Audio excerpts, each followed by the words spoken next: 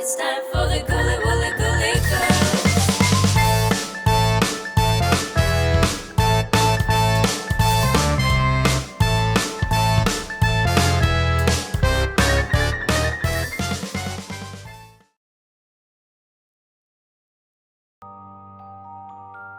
A royal dynasty that ruled over the Kingdom of England for over a century, with 5 monarchs taking the throne during their reign. The House of Tudors is known for many historic events, most notably the many marriages, affairs, betrayals, and executions inflicted by the tyrannical King Henry VIII. It's believed that many spirits of this blood-stained monarch still roam the royal courts of England. One of the most reported Tudor spirits that are said to dwell in the castles is of King Henry's first wife, Catherine of Aragon. Catherine had been previously married to Henry's older brother, Arthur, Prince of Wales, in an effort to build an Anglo-Spanish alliance against France. But after only 4 months of marriage, Arthur became ill and died. Now a 16-year-old widow, Catherine's title and position were in question until it was decided that she would wed the new heir to the throne, Henry, Duke of York. Back then was against the Catholic Church for a man to marry his brother's widow. So Catherine had to testify that the marriage to Arthur was never consummated, and her marriage to Henry wouldn't be considered incest. Henry now acceded to the throne and took Catherine as his queen, 7 years after his brother's death. Catherine was beloved by the people of England. She was fearless and cunning. While pregnant, Catherine rode 100 miles north in full armor to address troops who were fighting in the Battle of Flodden Field. But despite Catherine's intelligence and bravery, King Henry's only concern with her was to produce him a male heir. After 6 pregnancies and childbirths, the only child of theirs to survive was their daughter Mary. Catherine was 32 when she gave birth to their last child, and it was becoming apparent to Henry that his wish for a son was no longer a possibility. Henry viewed this failure as a curse from him marrying his brother's wife. He even interpreted passages from the Bible to confirm this notion. Since the Bible stated that their marriage was wrong in the eyes of God, Henry then proceeded on a crusade to have the marriage annulled from the Pope, so he can marry Catherine's lady-in-waiting, Anne Boleyn. But when the Pope refused Henry's request, the king broke away from the Catholic Church and had Parliament declare him as supreme head of the Church of England. Catherine refused to accept Henry in this new self-made title, and for the remainder of her life, Catherine always referred to herself as Henry's rightful wife and queen. At age 50, Catherine died of heart cancer, and the news of her death set her loyal subjects into a great mourning. The spirit of Catherine has been spotted in the halls of Kimbleton, where she was exiled to live the rest of her life after the king divorced her. Catherine's spirit appears to be unaware of the level changes of the flooring in the castle. Because the flooring has been raised considerably since her time there, her ghostly figure will glide through the flooring. Catherine's spirit has also been seen in her teenage youth wandering around Ludlow Castle, which is where she lived during her short marriage to Arthur. She has said to be seen in the attic corridors and the nursery of the castle. A person who encountered the teenage ghost in the attic became so frightened when the young woman suddenly disappeared through a closed door.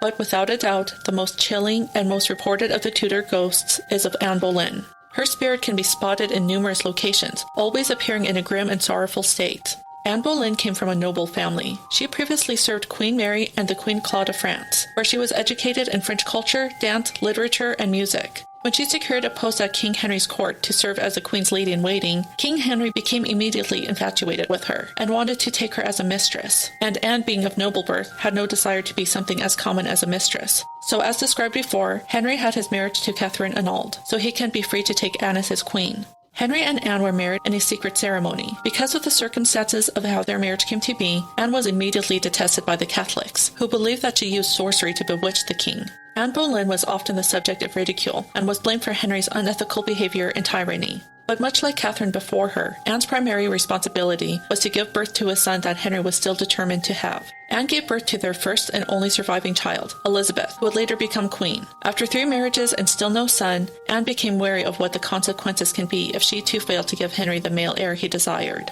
By this time, Henry was already in the process of lining up other prospects to replace Anne. His new object of desire was Jane Seymour, who was Anne's maid of honor and second cousin. The affair was no secret either. Anne Boleyn became so enraged when Jane was flaunting a locket given to her by Henry, which contained his portrait. By 1536, Henry took extreme measures to get out of the marriage. He accused Anne with a list of charges, such as high treason, conspiracies against the king, sexual affairs she was supposedly having with multiple men of the court, as well as incest with her own brother. Anne was found guilty by all the above charges and sentenced to be beheaded by a jury that included her own uncle.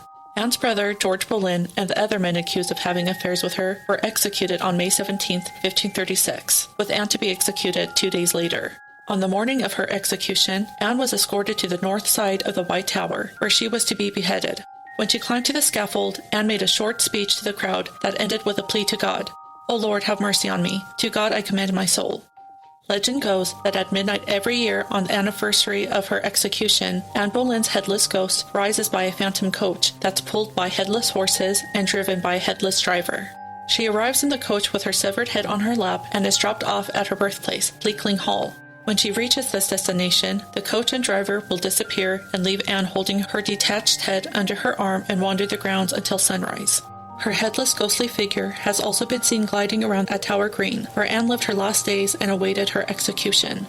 On one occasion, Anne's ghost was approaching the tower, and a soldier who was guarding it warned her not to enter. When Anne's ghost continued towards the tower after multiple warnings, the soldier stabbed her with his bayonet, which only went through her. The soldier was so terrified that the woman was actually a ghost that he passed out and nearly lost his post for neglecting his duty. Anne's spirit has also been seen leading a spectral procession of lords and ladies gliding down the aisles of Chapel Royal of St. Peter, where she has been laid to rest. Anne's father, Thomas Boleyn, is believed to also haunt the grounds of Bleakling Hall. Often thought of as an ambitious and ruthless man, Thomas Boleyn was made Knight of Bath at King Henry's coronation. He had a very influential role in King Henry's court, and when his daughter Anne became queen, his importance became even greater. And when his children Anne and George were accused of incest and plotting against the king, Thomas Boleyn stood silently by. His silence on the matter has often been regarded as him abandoning them in their time of need. Even after his children's executions, Thomas continued serving King Henry until he died in March of 1539, just 3 years after Anne and George were executed. It's believed that in the afterlife, Thomas Boleyn has to atone for his wrongdoings in life and for betraying his own children. As punishment, he must ride across 12 bridges before dawn. He has to perform this task every year for 1,000 years in order to cross over. Legend goes that the headless coachman who drives Anne Boleyn to Bleakling Hall every year is none other than Thomas Boleyn. Just one day after Anne Boleyn's execution, King Henry and Jane Seymour were married. Jane was regarded as being Gentile in nature and formed a close bond with her stepdaughter Mary. She was also renowned for her needlework and domestic skills. As queen, she was strict and conservative, which were qualities King Henry found to be useful if she was going to be the mother of his heir. On October 12, 1537, Jane gave birth to Edward VI. The labor lasted 2 days and 3 nights. Sadly, though, Jane did not get to see her son grow. She died just 2 weeks later due to complications of the birth. At King Henry's request, Jane was buried at St. George's Chapel. She was the only wife of his to receive a queen's funeral. It is believed that she was King Henry's favorite of his wives because she gave birth to a son. Her spirit is said to roam around Hampton Court Palace, wearing a white nightgown and holding a lighted candle. Her illuminating apparition has been seen traveling through the clock court as well as gliding down the staircase. She is known to manifest on the anniversary of her son Edward's birthday. Some believe that she is in search of the son she never got to know. King Henry mourned Jane Seymour and wore black for 3 months after her passing. Although he remained a widower for a few years, negotiations to find a new wife for King Henry commenced not too long after Jane's death. In an effort to build a political alliance with Western Germany, Princess Anne of Cleves was front-runner in order to win favors with her brother Duke Wilhelm of Cleves, who was a leader of the Protestants in Western Germany. A wedding date was set, and Princess Anne was to be the new queen. However, upon Anne's arrival, King Henry was disappointed at Anne's plain appearance. He immediately wanted to cancel the wedding after taking one look at her, but at this point it was too late to back out. They were married on January 6, 1540. Just 6 months later, King Henry declared that the marriage was unconsummated, and with a generous settlement to Anne, the marriage was annulled. Although the marriage didn't work out, King Henry and Anne actually became good friends. She remained an honorary member of the king's family and was given the title the king's beloved sister. Just 19 days after King Henry's marriage to Anne of Cleves was annulled, he married his 5th wife, Catherine Howard. Catherine was a lady-in-waiting to Anne of Cleves. She was also a first cousin of Anne Boleyn and second cousin of Jane Seymour. Prior to her service in the king's court, Catherine had a bit of a reputation that was considered unvirtuous in those days. After the death of her mother, her father sent her and her siblings to be raised by her Aunt Agnes Howard, who was a Dowager Duchess of Norfolk. There, Catherine was molested by a man who was her music teacher. Catherine then became involved with her aunt's secretary, Frances Durham. The two became lovers and referred to each other as husband and wife. The intimate nature of Anne's relationship with Frances became well known among the Duchess's staff. When Catherine married King Henry, some of the witnesses who were aware of Catherine's premarital history took advantage of her new status and would blackmail her for favors in exchange for their silence. To make matters worse, Catherine was having a secret affair with Henry's courtier, Thomas Culpeper. A love letter written by Catherine was found in Culpeper's chambers, and the discovery of Catherine's infidelity was immediately brought to King Henry's attention. Upon her arrest for treason, Catherine was dragged to be imprisoned. In a desperate attempt, Catherine escaped the clutches of the guards and ran to the chapel where King Henry was praying, and begged him for mercy. While Catherine awaited her fate, Parliament passed a new law that made her actions of adultery and failing to disclose her sexual history prior to the marriage was a crime punishable by death. In order to prepare for her inevitable execution, Catherine requested that a block be brought to her chamber so she could practice laying her head on it. When Catherine arrived for her execution, the young queen was so shaky that she needed assistance for her to climb to the scaffold. Catherine's final words of her asking for the mercy of her family and her soul. The screams of Catherine Howard can still be heard echoing the halls of Hampton Court Palace. The tragic scene of Catherine running and crying frantically, trying to escape being imprisoned, plays out like clockwork at what is known as the haunted hallway. Visitors of the palace have reported feelings of pain and anxiety when entering the corridor.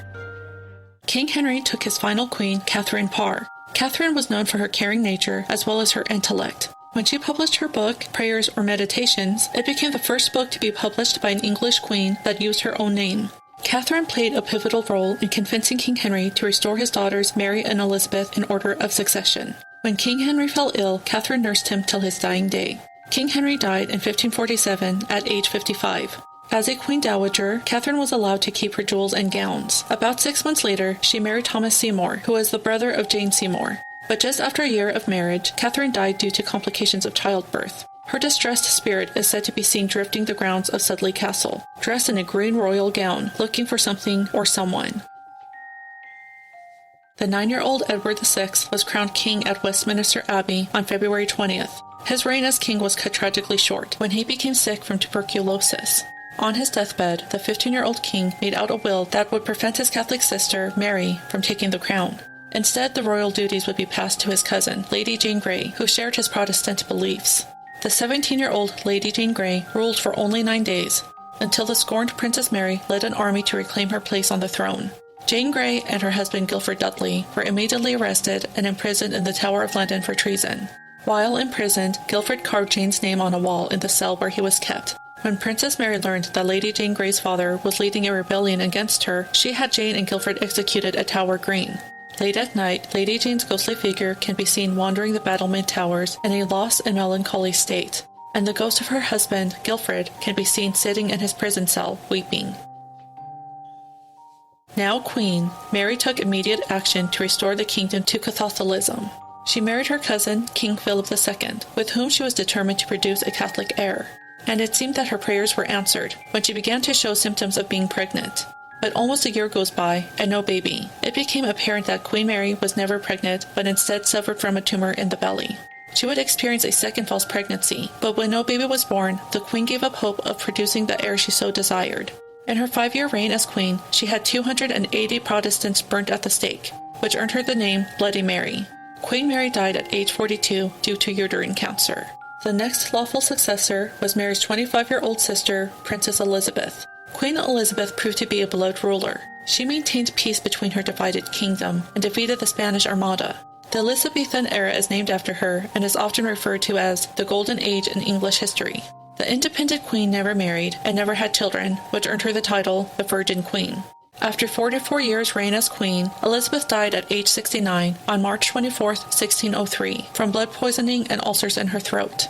With her death, the chapter of the Tudor dynasty came to an end. Elizabeth shares a tomb with her sister Mary in Westminster Abbey, with an inscription in Latin that translates as, "Consort in realm and tomb. We sisters Elizabeth and Mary here lie down to sleep, in hope of the resurrection."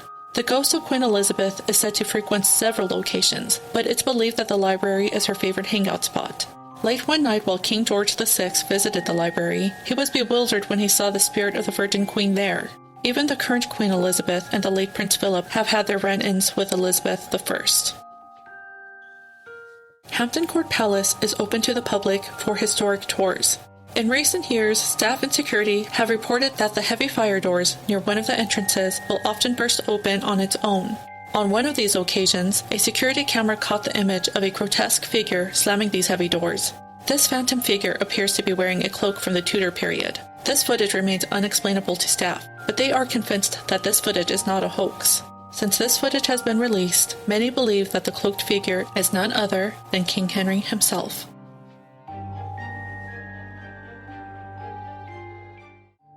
Now it's time for the girls to have a ghoulie discussion. Let's talk about scary things. Okay, so there's definitely a lot to this story. It's not just one haunted place. There's various ghost stories at various haunted places. So which of the Tudor spirits stood out to you guys? Anne Boleyn, because she's always the most famous. Anne Boleyn, just because the story was really interesting. The whole story about her, arriving at midnight every year on her anniversary with the headless coach, headless horses, with her head in her lap and dropped off until the sun comes up at her birthplace. That's very interesting that's known, is well known, that happens every year. Yeah. Consistently. So I believe that, and that really intrigued me. Yeah, the ghost of Anne Boleyn is so well known. There's even a song about her. I think it's called Her Head Tucked Under Her Arm. I'll have to look it up. We should listen to it. They're all interesting. He was a jerk. He just fell in and out of love so easily, and it was mostly, this one's going to give me an heir. Not surprising that Catherine of Aragon, she is also a spirit that the halls of, what was it, her childhood castle? No. Ludlow Castle. Ludlow Castle, and then the castle where she was exiled. Yep.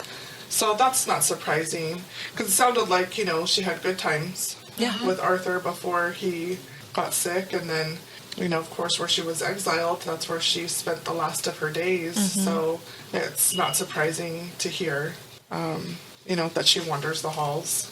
And the things that, I know about Catherine of Aragon and Anne Boleyn, I think I know their stories more than any of the others. They tried really hard to give him an heir. Yeah. They really, really tried. And the thing is, Anne Boleyn actually did give him the heir. Instead of being happy with the children he had, it's not good enough because it's not a boy, and literally one of the girls ended up taking the throne, which is now we know is the first Queen Elizabeth. That's just sort of the irony. That was, like you said, one of his children he discarded in the golden age. She's one of the most well-known queens ever in history. She's, so well-known, and just a badass. He just couldn't be content with his children, and he never really got what he wanted. I thought it was interesting that Thomas Boleyn, the father of Anne Boleyn, is believed to be the headless driver who takes her that was really to Bleakling Hall every year, and that he has to atone for his sins and not standing up for his own children. Yeah, that was really interesting, because he's the one that pushed, Anne Boleyn and her sister into the court. He wanted one of them to end up, with King Henry, and he made them. Yeah. He was the ambitious one that really pushed them, which is really tragic, and then he didn't stand up for them. Yeah. So, that was really interesting. The ghosts of the Tudors, they haunt numerous locations. It sounds like the most haunted one is Hampton Court Palace, which is where Jane Seymour appears on the anniversary of her son Edward's birthday. That's where Catherine Howard is seen screaming down the hall. It's referred to as the haunted hallway. And of course, the footage, the phantom that slams the door, the one that people believe to be King Henry. So that one sounds the most haunted, is Hampton Court Palace. Yeah, and that's a really interesting video. It's pretty eerie. Yeah. To see. Because I believe it's possible. Yeah, to me he looked like the horned king from the Black Cauldron. You just wonder why his spirit, or whatever you want to call it, appears in such a grotesque form, if it has to do with his cruelty in life. Yeah, very well could be. And it was a very dramatic family. They were all marrying each other's sisters and cousins and other people's wives and brothers. It was like Bold and the Beautiful. It was some intense stuff. Yeah, it was definitely like a soap opera. Yeah, definitely soap opera. That's why many movies and TV series have been made about the Tudors, and I mean, the material's right there Yeah, for a soap opera. It's so, like you said, like a soap opera, but it's also very tragic. The ending of, you know, a lot of these people's lives and marriages and the loss of, so many pregnancies. And it just seems like that whole bloodline seemed to, like, have a lot of tragedy. And just kind of makes you wonder if it's, maybe possibly starts from King Henry and his intentions and just kind of like how he kind of set the tone for everything. I think their story is very tragic, and that's why there's so many ghost stories, because there was, even though people think of royalty as like being like the most ultimate, like being a king or a queen, when really it just seems like you don't see too much happiness in their story. Yeah. You just see a lot of tragedy, because a lot of his marriages didn't last long. And, there was a lot of, loss of life, and loss of life at a young age. So there's, it's not surprising that spirits seem to be very sad. Just like, what was his name? Guilford weeping in his cell. Just, it's all very tragic and sad. Yeah. They were the new heirs to the throne, and then Mary had to seize the castle and, executed them, in a way that's very similar to the way her father would. The tyranny definitely got passed down to her. Yeah. I mean, it's just so hard to keep track of everybody, too. Yeah, I mean, you hear about the many wives of King Henry, but then when you hear them all back to back, it's just like, Yeah, whoa, that's wow. a lot. Yeah. And he was so quick to want to have his wives executed, too. Just ready to move on to the next one. I had heard that when one day while he was married to Anne Boleyn, he was out riding his horses. He fell off the horse, and after that he was kind of screwy. Like, that's one of the reasons why he turned on Anne Boleyn so fast. Yeah, I mean, it could be That's like... sad too. I mean, if that happened, to where it sounded like he was very cruel to begin with, I mean, yeah, he sounded like a paranoid person, too. Yeah. He always thought that everybody was conspiring against him. I think we know how that feels, to be around people that are that paranoid and to be accused of things. Yeah. Yep. But it's sad, it just seems like there was just a lot of tragedy. He was very much a tyrant as well, I always hear he was very loving when he was younger, but he grew to be very cold, especially how he dismissed his wives, and, there are certain ones that were his favorites and certain ones that were definitely not. Anne of Cleves was one of the lucky ones. Yeah. She was lucky to be on the plain side. Yeah. Who knows what would have happened if she stayed in the marriage, or if the marriage continued. Yeah. And that's the only time he was ever sweet, was when he treated her like a sister. So there was some kindness in his heart. He did have the capacity for kindness. Yeah. But I believe that they haunt that place and those places very much. There's not a doubt in my mind that they do. Yeah, and I mean, listening to this story, I was kind of like, wow, that's a lot of information. That's a lot. But then when you think about it, it's like, well, it makes sense. I can see why, they would all have a different story. I mean, that's why I love ghost stories. It's like to find out about the people and why maybe their spirit lingers on the way that they do. Yeah, I think so too. It's just interesting to see how much history really is revealed, even from a ghost sighting. They all have their own little stories that they're still haunted by, and it's just very interesting how everything intertwines. Every story really does intertwine, and it's very, very sad. Just, I hope they find their peace eventually, but until then, I guess we're always going to have these stories to keep us entertained.